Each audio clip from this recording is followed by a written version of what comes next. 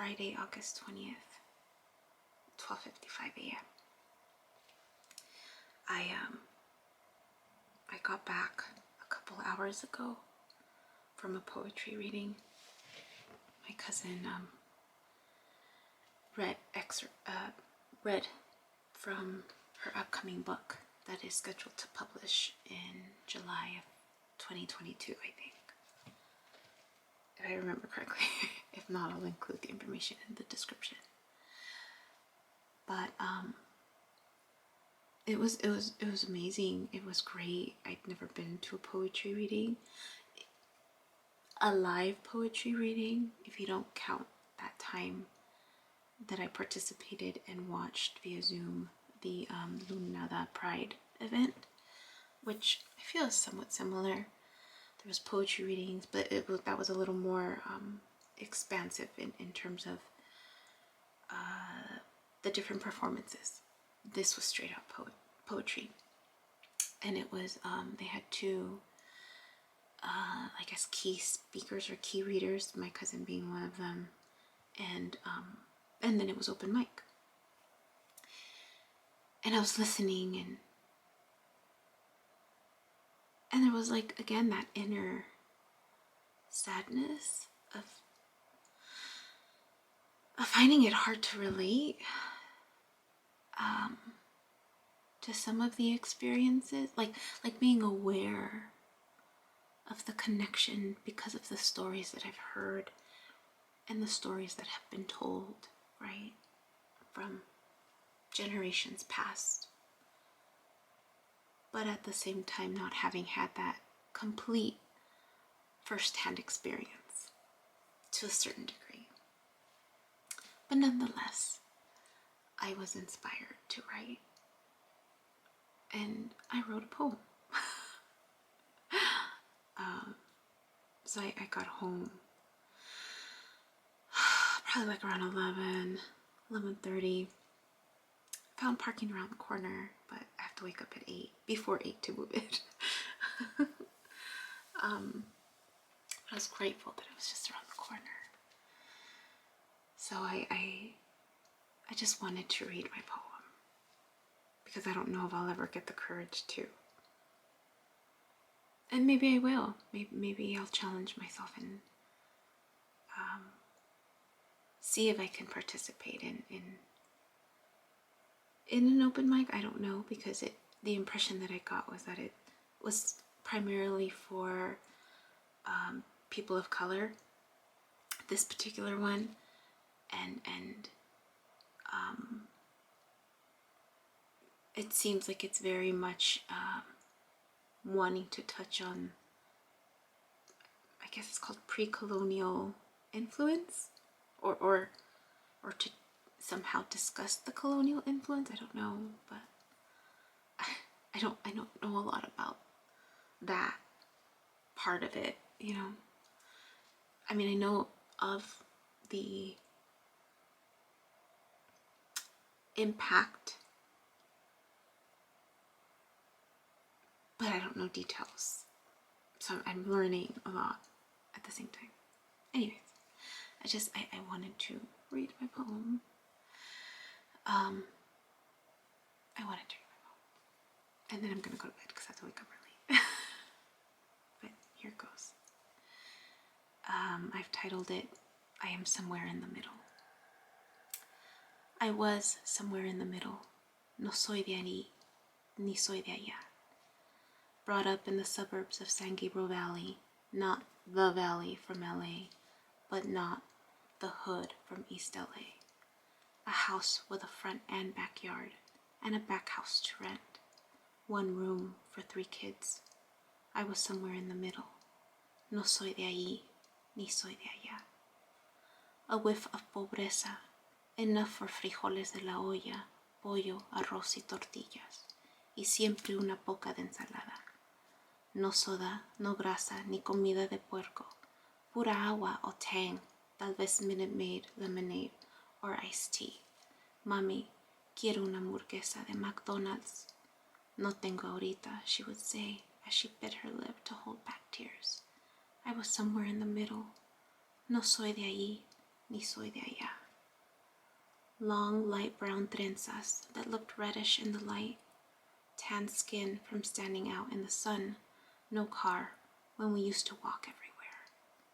Always güera to my family in Tijuana and teased for being too American, not white enough to be the commercialized American as I thought I was.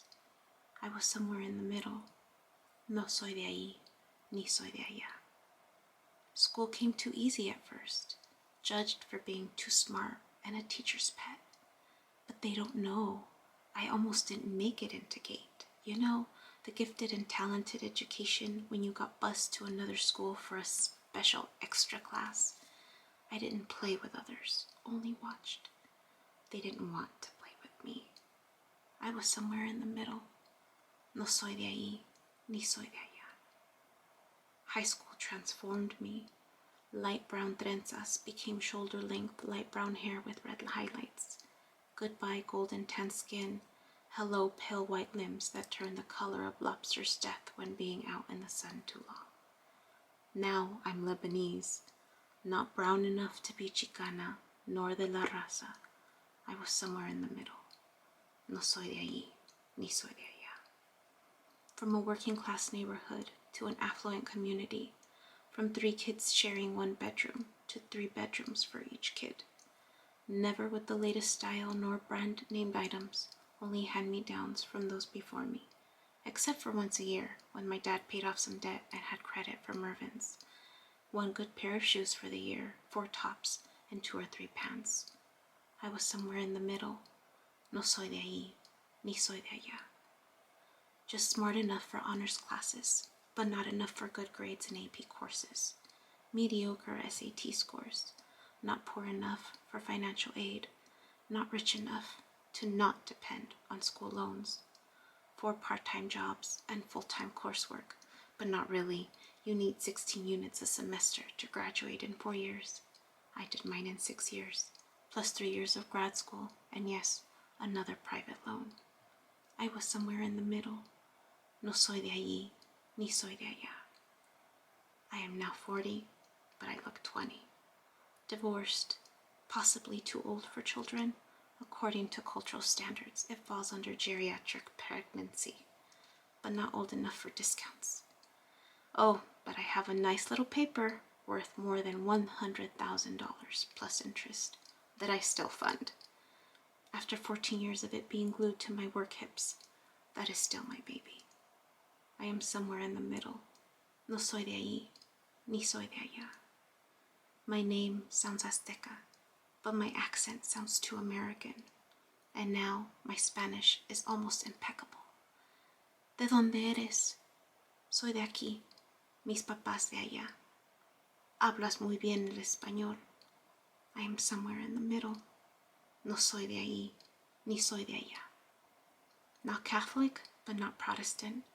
Church was sometimes, and then it was all the time. Will God favor me if I sway his way? I'm just trying to find my truth, my balance, my place. ¿De dónde soy? I am somewhere in the middle. No soy de allí, ni soy de allá. Tarot cards, birth charts, dreams and visions. Gemini sun, Libra rising, Leo north node. You are going the wrong way, the devil's work. But it makes sense to me. The silent scream inside begs me to listen. It calls out to me when everything stands still. I am somewhere in the middle. No soy de allí, ni soy de allá. She begs me to align. In a world where duality and extreme polarization of all shapes and sizes and extensions exist, to find peace within the chaos and ignore society's right or wrong, Democrat or Republican, activist or conformist, socialist or capitalist, wealthy or poor. She begs me to remember who I am, where I came from, and where I am going. I am somewhere in the middle. No soy de ahí, ni soy de allá. Porque soy de todos lados. Mi lucha es tu lucha. Mi energía es tu energía. Mi corazón late como el tuyo. Mira mi alma y verás. Soy tu reflejo. I am you, and you are me to some degree. We are somewhere in the middle. Somos de aquí y somos de allá. Yeah. So that's what came up. That's what came up.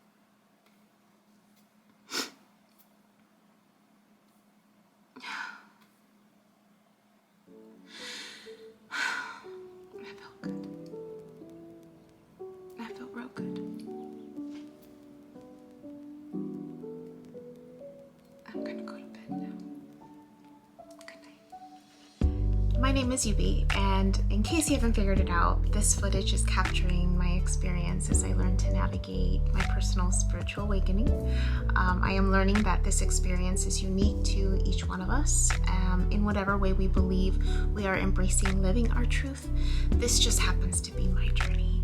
And despite me having a graduate degree and a license in clinical social work, this by no means is intended to replace any type of mental health advice. This is just me on a personal level, documenting my experience, shedding light on the truth that I am learning and discovering for myself, and really inviting you along for the ride. If by some magical chance you find this content to be helpful in any way, shape, or form, please click the like button, share the message, subscribe to my YouTube channel. I have an Instagram account, a personal one, and one specifically for this channel that you're more than welcome to check out. I'm an open book. I have also created t-shirt designs.